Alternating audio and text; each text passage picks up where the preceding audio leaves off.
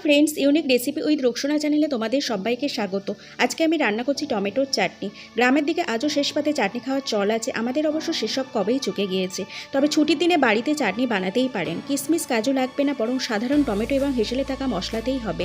আর মাছ মাংস যতই খান, খাওয়ার শেষে একটু চাটনি না হলে যেন মন ভরে না। তাই বাড়িতে চট করে বানিয়ে ফেলুন নিত্য নতুন স্বাদের চাটনি। ভিডিওটি না টেনে তোমরা প্রথম থেকে শেষ অবধি দেখবে। আশা করছি আমার এই ভিডিওটি তোমাদের ভালো লাগবে। আর ভালো লাগলে লাইক, শেয়ার এবং সাবস্ক্রাইব করে দিও, আর পাশে থাকা বেল আইকনটি প্রেস করে দিও। চলো তাহলে আমরা একবার চট করে দেখে নিই আমাদের এই রেসিপিটি তৈরি করতে ঠিক কী কী উপকরণ লাগছে।